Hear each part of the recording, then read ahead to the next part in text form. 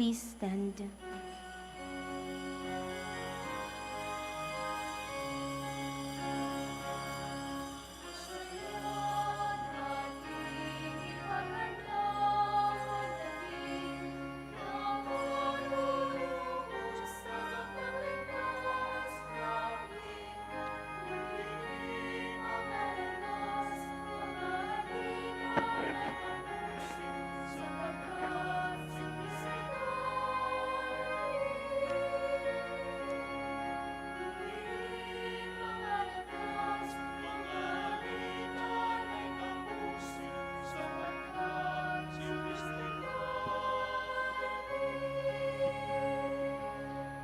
Good afternoon, sisters and brothers, and welcome to the Minor Basilica of Our Lady of the Rosary of Manaoag. Today we will celebrate the third Sunday of Advent. We begin our celebration. We gather in the name of the Father, and of the Son, and of the Holy Spirit. Amen. The grace of our Lord Jesus Christ and the love of God and the communion of the Holy Spirit be with you all. And with your spirit. Sisters and brothers, let us now acknowledge our sins and so prepare ourselves to celebrate the sacred mysteries. Together we say, I confess to Almighty God and to you, my brothers and sisters, that I have greatly sinned in my thoughts and in my words, in what I have done and in what I have failed to do, through my fault, through my most grievous fault. Therefore I ask Blessed Mary, ever Virgin, all the angels and saints, and you, my brothers and sisters, to pray for me to the Lord our God. May Almighty God have mercy on us, forgive us our sins, and bring us to everlasting life. Amen.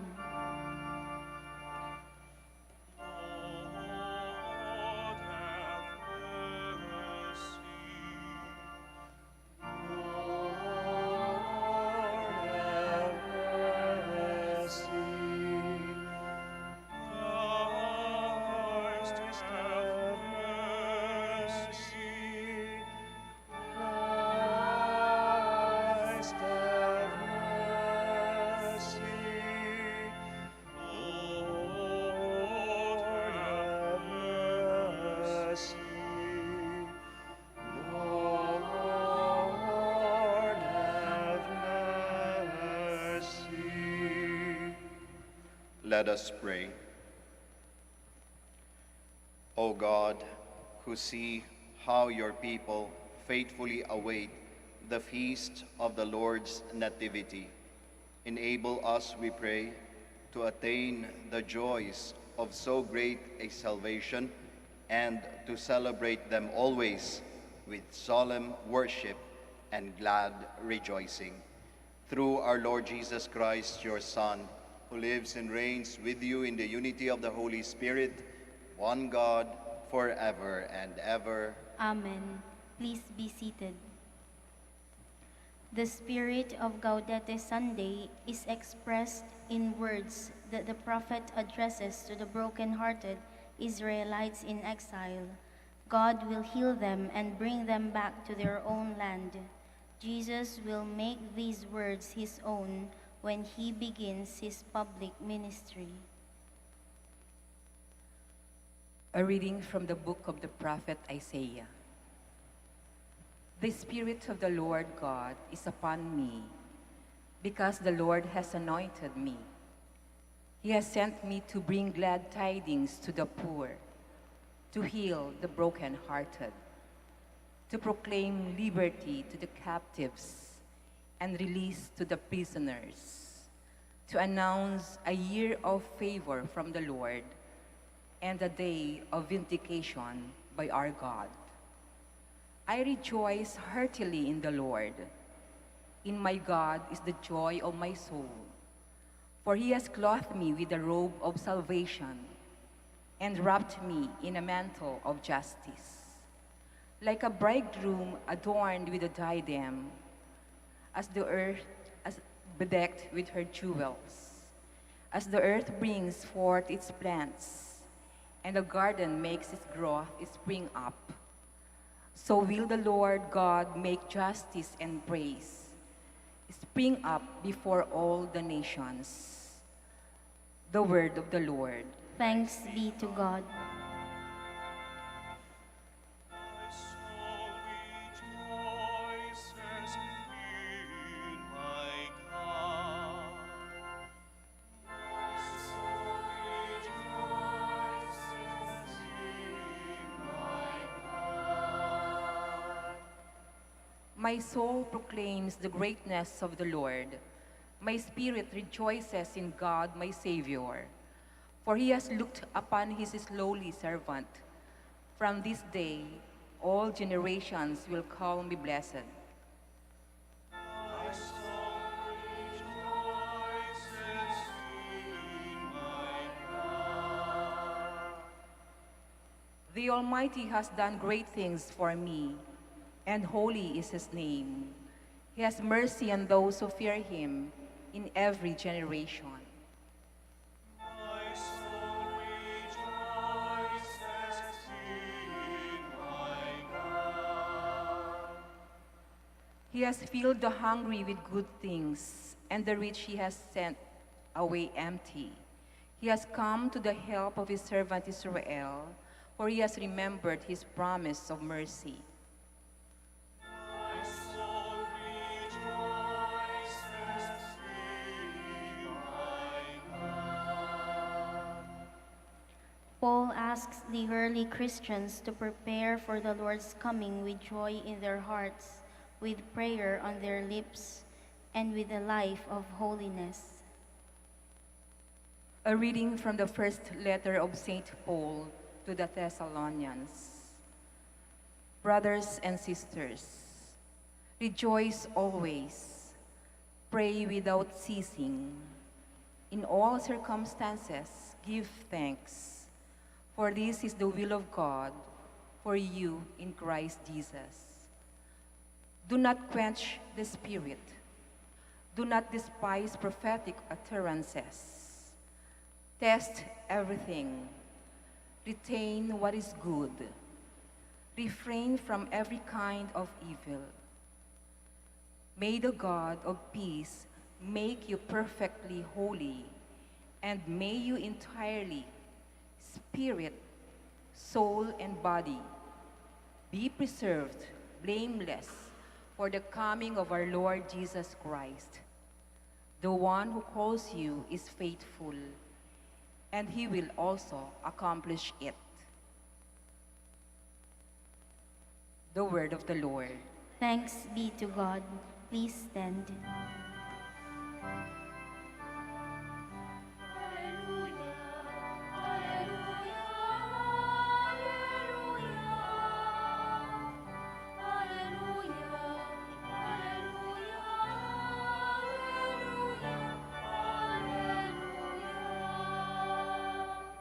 The Spirit of the Lord is upon me, because he has anointed me to bring glad tidings to the poor.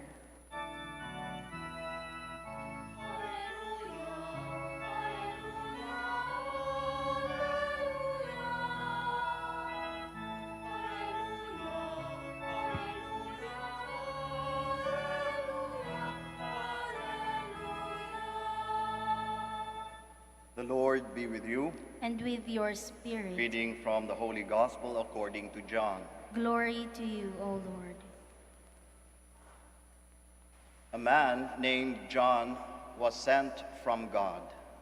He came for testimony, to testify to the light, so that all might believe through him. He was not the light, but came to testify to the light. And this is the testimony of John. When the Jews from Jerusalem sent priests and Levites to him to ask him, "Who are you?" he admitted and did not deny it, but admitted, "I am not the Christ." So they asked him, "What are you then? Are you Elijah?" And he said, "I am not." "Are you the prophet?" He answered, "No." So they said to him, "Who are you? So we can give an answer to those who sent us." What do you have to say for yourself? He said, I am the voice of one crying out in the desert, make straight the way of the Lord.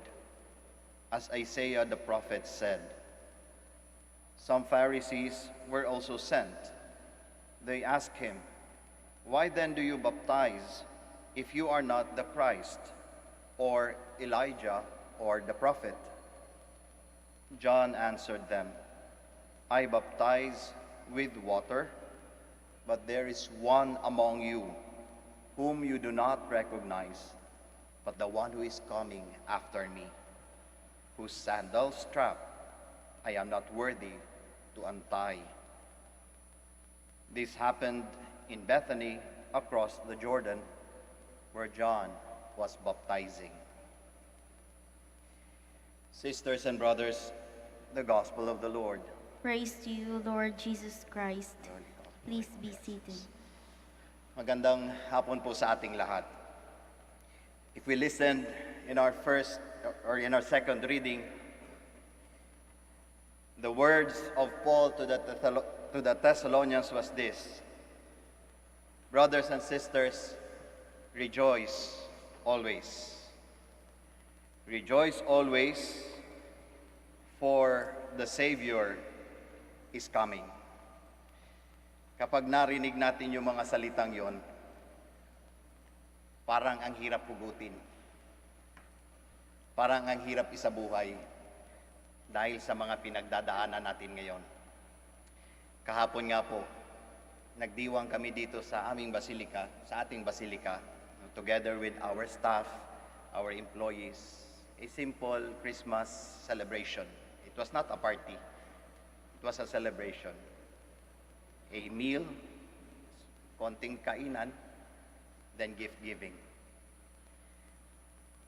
It was something very different from what we had before. Dati merong kantahan, merong sayawan, may mga iba-ibang mga palaro. Masayang-masaya. Pero kahapon, ibang-iba. Kaya nga parang ang hirap ma-imagine o hirap hanapin yung sinasabi ni St. Paul to rejoice sa mga pinagdadaanan natin ngayon. Ngunit, kung titignan natin mga kapatid, kapag sinabi ni St. Paul to rejoice, it is only because of one thing.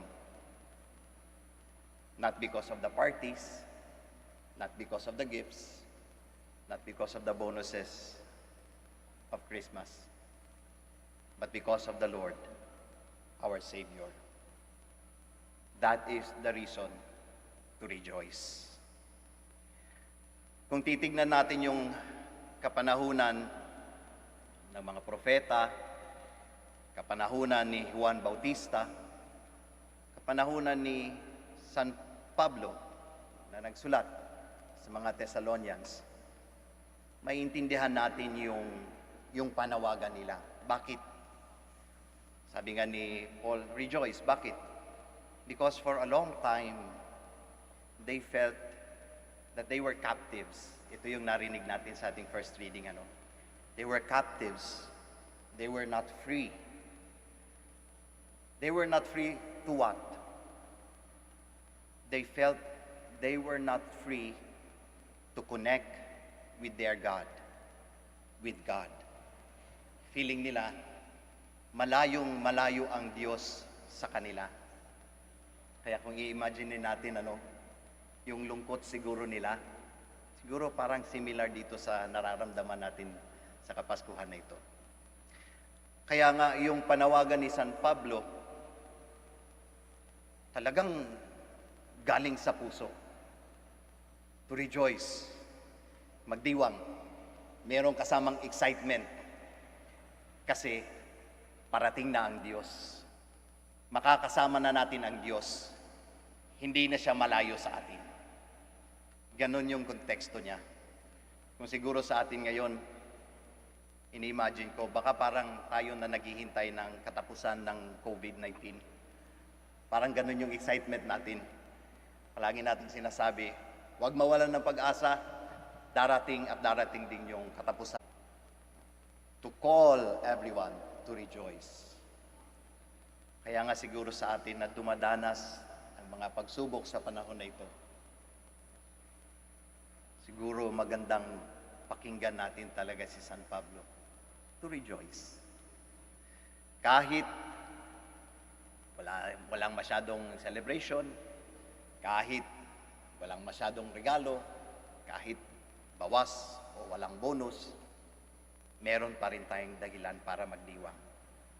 Kagaya ni San Pablo, magdiriwang tayo kasi kasama na natin ang ating Panginoong Diyos. Kasama natin ang ating Panginoong Hesukristo. Ito yung pinakadahilan kung bakit tayo magdiriwang. Yung presensya ng ating Diyos sa buhay natin. Napakahalaga ng presensya. Lalong-lalo na nung mga mahahalagang tao sa buhay mo. Ako po personally naranasan ko yun eh. Nung ako po'y seminarista pa lamang, ibinalita sa akin ng aking ama na yung tinitirhan namin na bahay noon pa, ito yung bahay na pinundar niya, na talagang pinaghirapan niyang mapatayo, nawala sa amin. Nagnegosyo po kasi kami, nalugi ang negosyo, wala kaming pambayad kundi ang aming bahay. Kaya sobrang lungkot ng naramdaman. Sobrang talagang parang nawalan kami, talagang malaking kawalan sa amin yon. Ngunit habang dinadanas yung kalungkutan na yon, alam niyo po yung nagpalakas ng loob sa akin. Yung presensya ng aking pamilya. Yung presensya ng mga nagmamahal sa akin. Siguro kung nagpalunod ako doon sa kalungkutan na yon, baka hindi po ako naging pari ngayon. Siguro lumabas ako at naghanap akong paraan para makatulong sa aking pamilya. Ngunit yung presensya ng aking pamilya, nagbigay sa akin ng lakas ng loob na magpatuloy. Na yung tipong sinabi ko, okay lang kahit nawala sa atin yung bahay, basta't sama-sama tayo, magiging masaya pa rin tayo. Kaya nga, kapag nasa puso natin, nasa isipan natin, na kahit ano pa yung mga pinagdadaanan natin ngayon, kapag kasama natin ang ating Panginoong Diyos, kapag nakikita natin yung presensya ng ating Panginoong Diyos sa buhay natin, magkakaroon tayo ng lakas ng loob. Magkakaroon tayo ng dahilan para magdiwang. Kung tutusin po, itong Sunday na ito, tinatawag natin sa ating liturgical celebrations as Gaudete Sunday. Kaya ibang-iba yung ibang-iba yung suot naming istola. Usually violet po yan eh. Tapos ngayon, ito tawag, supposedly rose po yung kulay. Medyo soften the violet. Kailang naging peach ito eh. And that rose color symbolizes rejoicing. Rejoicing because the Lord has come. Kaya magdiwang tayo. Magdiwang tayo. Kasi kasama natin ang ating Panginoong Diyos. Na ngayon, sa pagdiriwang na yon, merong kaakibat na panawagan sa ating lahat. Ano yon? Ipakalat ang presensya ng ating Panginoong Diyos sa ibang tao sa pamamagitan ng buhay natin. Ito, sa mga pinagdadaanan natin. Huwag nating walain yung pagdarasal na yun. Ipagdarasal natin yung isa't isa. Kaya nga sabi ng ating Panginoong Hesukristo, when two or three are gathered in my name, there I am in their midst. Kaya nga kapag nagdarasal tayo, ang presensya ng Diyos, buhay na buhay sa atin. Kaya magdasal. Pangalawa, magkawang gawa. Magkawang gawa. Ito yung isang paraan para mapakita o maipakalat natin ang presensya ng ating Panginoong Diyos, ng ating Panginoong Hesukristo sa panahon natin ngayon na magpakalat ng kasiyahan, ng joy sa ibang tao. Sabi ng ating Panginoong Hesukristo, it is when you fed those who are hungry, it is when you clothe the naked, it is when you visited the prisoners, that you have visited me, fed me, and clothed me. Kaya nga every time tayo gumagawa ng kabutihang loob, lalong-lalo na sa mga nangangailangan, ang presensya ng Diyos nandiriyan. Ang kaligayahan, ang kasiyahan ng Diyos nandiriyan. Hindi naman kailangang malaki yung itulong natin.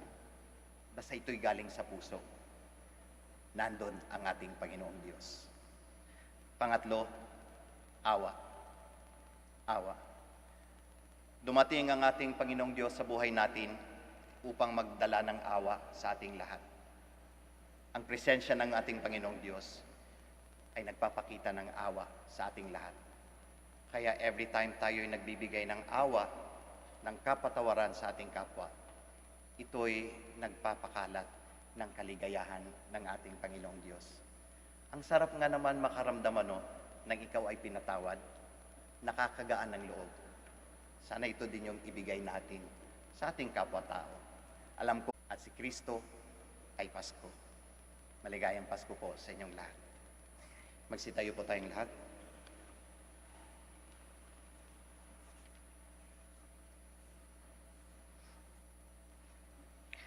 Let us now together profess our faith.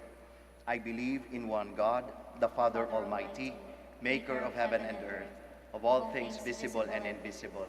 I believe in one Lord Jesus Christ, the only begotten Son of God, born of the Father before all ages, God from God, light from light, true God from true God, begotten not made, consubstantial with the Father. Through him all things were made. For us men and for our salvation, he came down from heaven, and by the Holy Spirit was incarnate of the Virgin Mary, and became man. For our sake he was crucified under Pontius Pilate. He suffered death and was buried, and rose again on the third day in accordance with the Scriptures. He ascended into heaven, and is seated at the right hand of the Father. He will come again in glory to judge the living and the dead, and his kingdom will have no end. I believe in the Holy Spirit, the Lord, the giver of life, who proceeds from the Father and the Son, who with the Father and the Son is adored and glorified, who has spoken through the prophets. I believe in one holy, Catholic, and Apostolic Church. I confess one baptism for the forgiveness of sins, and I look forward to the resurrection of the dead and the life of the world to come. Amen. Let us confidently bring our prayers before God the Father, who is the joy of our souls, as we wait in joyful hope for the coming of Christ our Savior. Full of trust, we pray, God, source of our joy, listen to our prayer. God, source of our joy, listen to our prayer. May the Church become a source of joy to those who are suffering and commit herself to defend at all times the dignity and sanctity of human life. We pray. God, source of our joy, listen to our prayer. May world leaders unite to combat all forms of violence and human degradation, implement laws to protect the voiceless members of society, and exert every effort to bring justice and peace. We pray. God, source of our joy, listen to our prayer. May victims of human trafficking, migrants, refugees, and those who suffer from war, persecution, natural disasters, and poverty find hope and healing in Jesus. May they be freed from their bondage and find emotional, physical, and spiritual healing from the communities. We pray. God, source of our joy, listen to our prayer. May policemen, law enforcers, those who defend and protect and care for the victims of injustice, and those who educate others and spread their advocacy about human rights violations, be free from harm, be filled with hope and joy, and remain committed to their work. We pray. God, source of our joy, listen to our prayer. May God bring to eternal joy and peace those who died from war, violence, and abuse. We pray. God, source of our joy, listen to our prayer. That the worldwide COVID-19 pandemic may end soon, that humanity may live in health and happiness, that the afflicted may be healed, and the dead may receive a merciful welcome to the Father's house. We pray. God, source of our joy, listen to our prayer. Let us pray for the urgent concerns of our community and our personal intentions.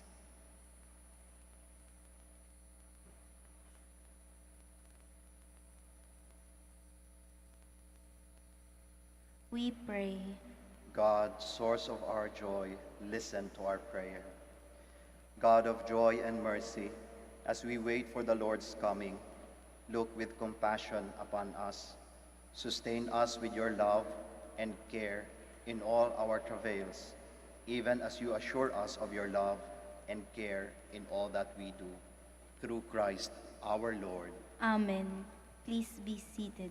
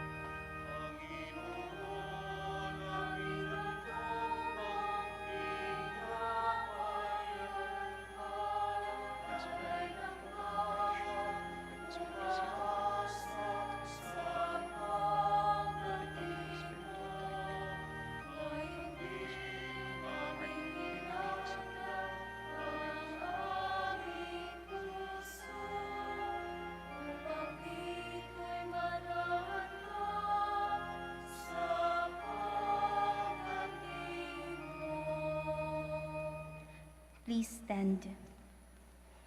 Pray, sisters and brothers, that your sacrifice and mine may be acceptable to God, the Almighty Father. May the Lord accept the sacrifice at your hands for the praise and glory of his name, for our good and the good of all his holy church. May the sacrifice of our worship, Lord, we pray, be offered to you unceasingly, to complete what has begun in sacred mystery and powerfully accomplish for us your saving work.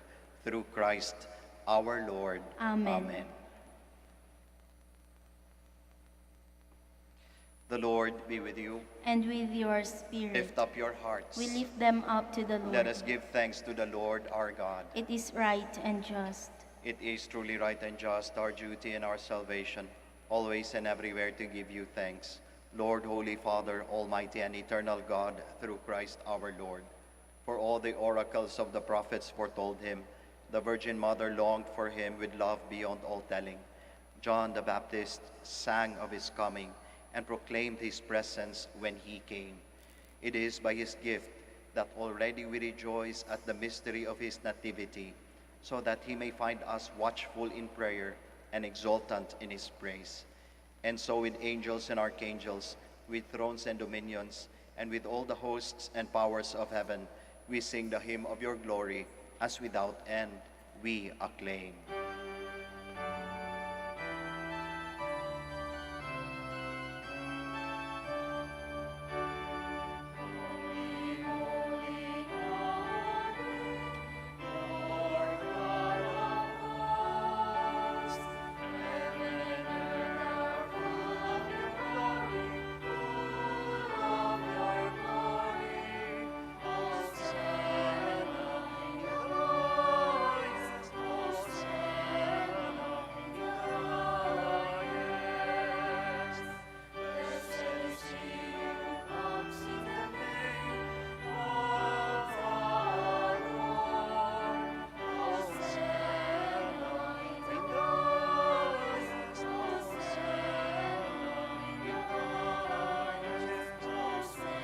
To his disciples, saying, Take this, all of you, and eat of it, for this is my body, which will be given up for you.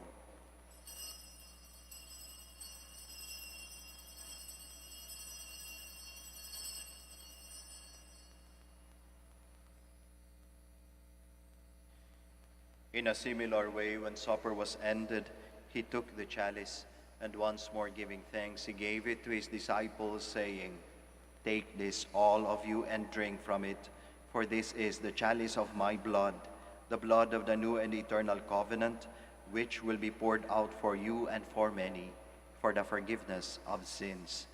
Do this in memory of me."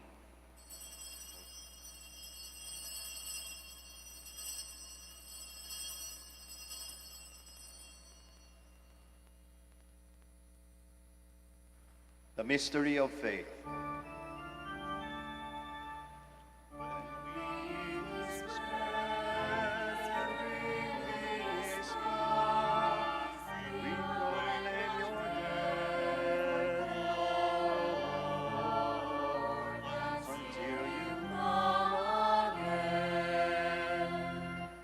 Therefore, as we celebrate the memorial of his death and resurrection, we offer you, Lord, the bread of life and the chalice of salvation, giving thanks that you have held us worthy to be in your presence and minister to you.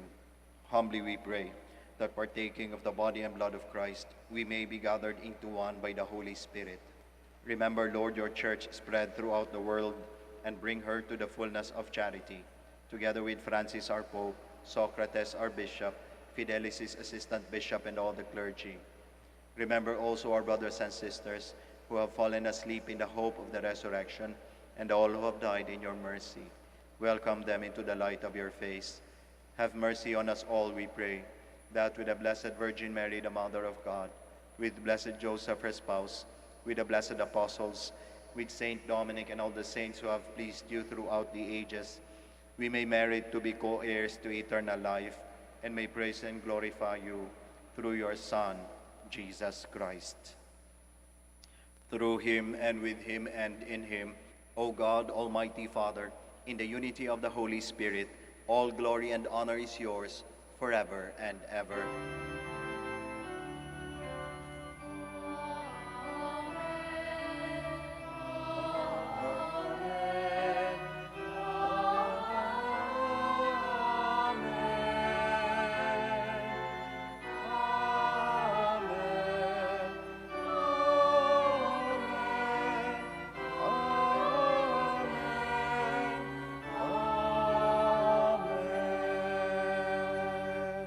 Please stand. At the Savior's command and formed by divine teaching, we all dare to pray.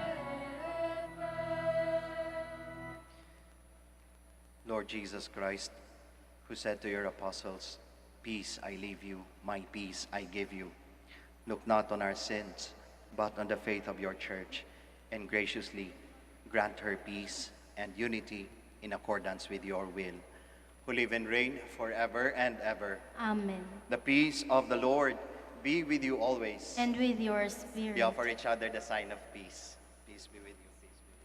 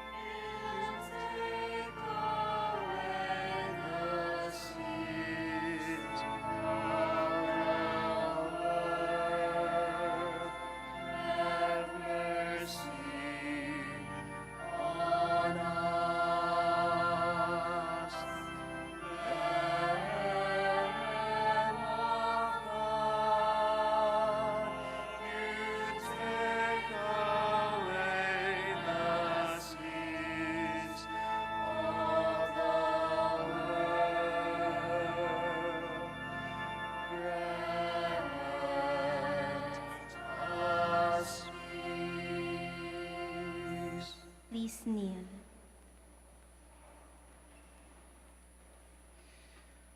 Behold Jesus, the Lamb of God, the Son of Mary, our joy. Behold him who takes away the sins of the world. Blessed are those called to the supper of the Lamb. Lord, I am not worthy that you should enter under my roof, but only say the word, and my soul shall be healed. Corpus et sanguinis Christi custodia contuvitam aeternam, et abanim lacras.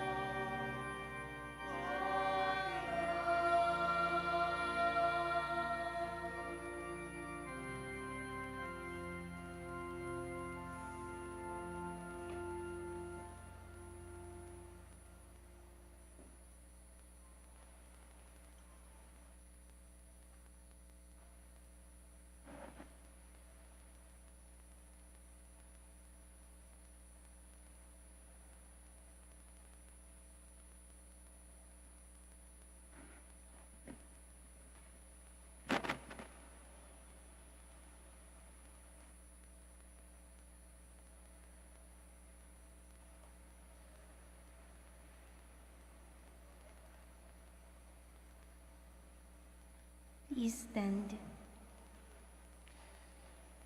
Let us pray.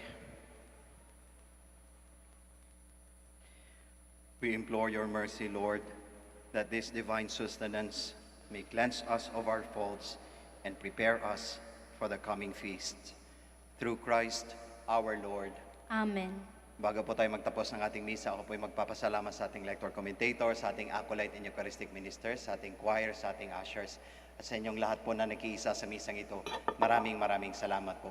Ingat po tayo sa ating pag-uwi at nawabaunin niyo po ang pagpapala ng ating Panginoong Diyos sa pamamagitan ng ating mahal na ina, ang Birhen ng Santo Rosario ng Manaoag. Muli po, maraming salamat po sa inyong lahat. The Lord be with you. And with your spirit. May Almighty God bless you all, the Father, the Son, and the Holy Spirit. Amen. The Mass has been offered. We all go in peace. Thanks be to God. We shall now have the prayer for the blessing of the sick and the blessing of our rosaries and other religious articles. Sa pagbabasbas po natin, manatili lang po tayo sa ating mga upuan. Kami po mga ministers ang lalapit po sa inyo. Iwasan po natin yung magkumpul-kumpul at magdikit-dikit. Panatilihin po natin yung ating physical distancing. Our help is in the name of the Lord. Who made heaven and earth. Let us pray. God, our Almighty Father, by your blessing you give us strength and support in our frailty. Turn with kindness towards our brothers and sisters. Free them from all illness and restore them to good health through the intercession of Our Lady of the Rosary of Manaoag, so that, in the sure knowledge of your goodness, they will gratefully bless your holy name. We ask this through Christ our Lord. Amen. In memory of the mysteries of the life, death, and resurrection of our Lord Jesus Christ, and to the honor and glory of the Blessed Virgin Mary, Mother of Christ and Mother of the Church, Our Lady of the Rosary of Manaoag, may these rosaries, images, candles, oils, and other religious articles, our devotees and pilgrims, be blessed and made holy. In the name of the Father, and of the Son, and of the Holy Spirit. Amen.